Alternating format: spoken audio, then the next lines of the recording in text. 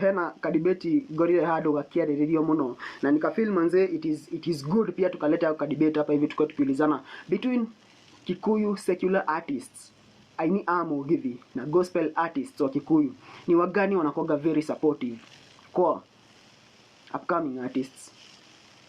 Ekajoke rege between Mugithi artists na Kikuyu gospel artists ni ama supportaga upcoming artists na jirani nene.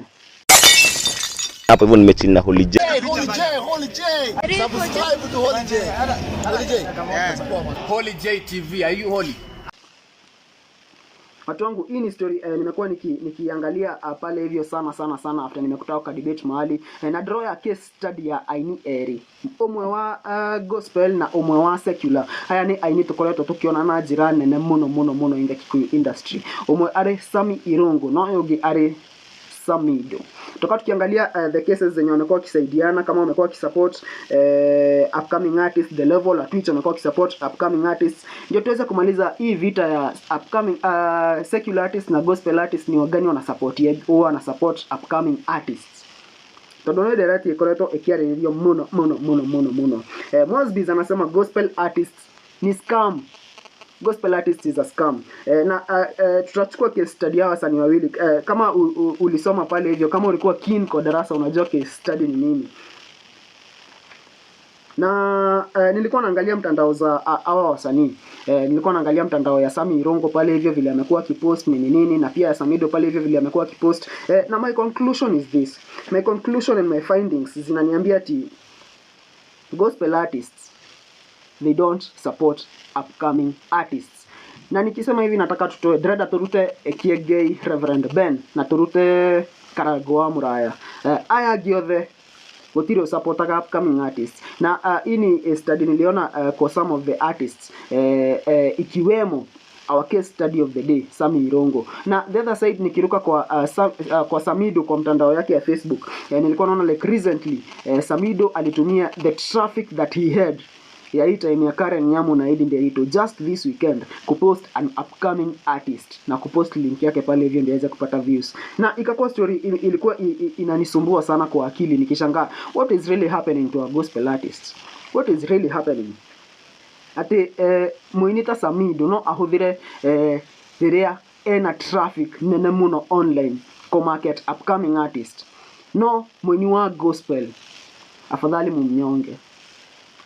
mumnyonge lakini traffic yake anaitumia kumarket kazi zake na muziki yake. It is very sad. Na digienda gucokera story goretwo ngiheana ya uria upcoming artist wa gospel shabithirio ni aya anene a gospel in an event. Akikuwa ameunda event pale hivyo and another big gospel artist planned an event on the same day. You can imagine the embarrassment.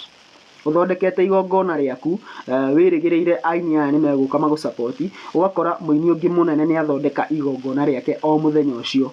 Very bad. Na ndukaigwa maundu ta macio hari secular artists. Most business you know na je kuhusu history ya Mugithi artists, they are very supportive.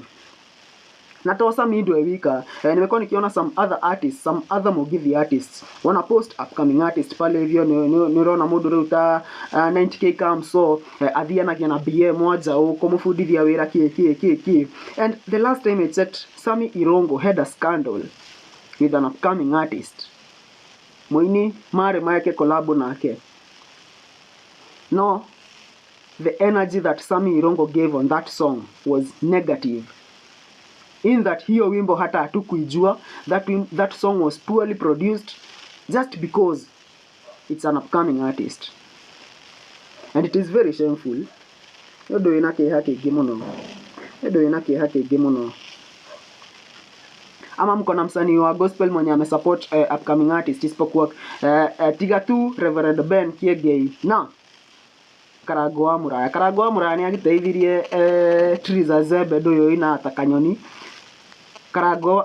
Reverend Ben ni ateithitie aini kadhaa, ni ateithitie content creators kadhaa, ni ateithitie comedians kadhaa. But aside from those people, tell me any other gospel artist mwenye amewai kusupport. Niye demoira I am a living witness that nilibiwa na gospel artist 8,000 shillings na digatiga kugo huo.